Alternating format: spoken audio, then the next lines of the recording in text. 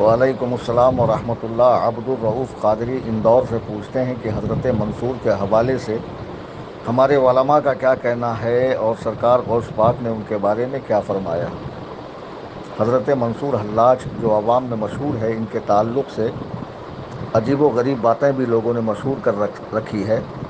اعلیٰ حضرت امام اہل سنت رضی اللہ تعالیٰ عنہ نے فتاوی رضویہ شریف میں جب ایک سوال ان کے حوالے سے ہوا، بہت تفصیل سے اور جامع جواب ارشاد فرمایا۔ اصل میں ان کا نام حسین ہے، منصور ان کے والد کا نام ہے، لیکن عوام میں یہی منصور کے نام سے مشہور ہو گئے، منصور حلاج۔ حالانکہ منصور حلاج ان کے والد کا نام ہے۔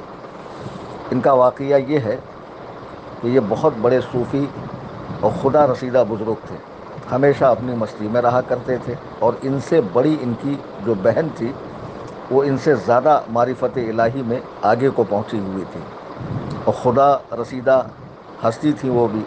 اعلیٰ حضرت فرماتے ہیں کہ وہ رات کے آخری حصے میں ہمیشہ اٹھتی اور جنگل کی طرف جاتی، تو ان کو ایسا خیال ہوا کہ آخر یہ جنگل جاتی کیوں ہے، میں پیچھا کروں۔ تو جب انہوں نے پیچھا کیا تو دیکھا کہ جنگل میں وہ عبادت الہی میں مصروف ہے کہ اوپر سے سونے کی زنجیروں میں لپٹا ہوا ایک جام آتا ہے، اور اس جام کو وہ پیتی ہیں۔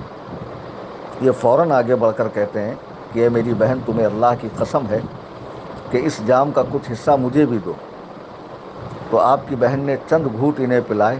ان چند گھونٹوں کو پینے کے بعد یہ کیفیت ہوئی کہ آس پاس کی جتنی جڑی بوٹیاں تھیں، در و دیوار تھی، اور جتنے ذرات سے سب سے آواز آنے لگی کہ وہ کون ہے جو راہ خدا میں قتل ہونا پسند کرے، وہ کون ہے جو راہ خدا میں خدا کے حضور اپنی جان سپرد کرے، مقام شہادت حاصل کرے۔ جب یہ آواز آئی تو انہوں نے اس طرح ارشاد فرمایا، انا لاحق، انا لاحق۔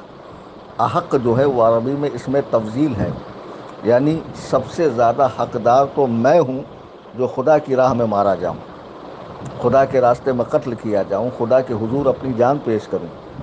اب لوگوں نے اس کو سمجھا کہ وہ کہہ رہے ہیں انا الحق، یعنی میں ہی حق ہوں، حق یعنی اللہ تعالیٰ، حق تعالیٰ جل شانہ۔ تو لوگوں نے یہ سمجھا۔ اب یہ بات بادشاہ تک پہنچی تو پھر علماء جو اس زمانے کے علماء ظاہر تھے، ان کے قتل کا فتویٰ دیا، انہیں سولی چڑھایا گیا، ان کی نعش کو جلایا گیا، اور ان کی خاک کو دریائے دجلہ میں ڈالا گیا۔ اور یہ حضرت جنید بغدادی کے زمانے کے بزرگ ہے۔ حضور غوث پاک فرماتے ہیں کہ اگر میں حسین بن حلاج کے دور میں ہوتا تو ضرور ان کی دستگیری کرتا، یعنی ان کی مدد فرماتا۔ تو بہرحال یہی ان کا صحیح واقعہ ہے، اور جو بد مذہب بے دین وہابی دیوبندیوں نے اور تصوف کے دشمنوں نے یہ کہا کہ ان کا حال فرعون جیسا تھا کہ وہ اپنے آپ کو خدا کہتے تھے، یہ ناواقفیت کے بنا پر ہے۔ اور عوام بھی کہتے کہ بھئی وہ انا الحق انا الحق کہتے تھے کہ میں ہی خدا ہوں، میں ہی خدا ہوں۔ ایسا نہیں ہے، وہ انا لاحق ہے، وہ کہ میں سب سے زیادہ حقدار ہوں۔ امید قوی ہے کہ یہ جواب آپ کے سمجھ میں آیا ہوگا، اور جتنے لوگ سننے والے ہیں انشاءاللہ وہ بھی اچھی طرح سمجھ جائیں گے۔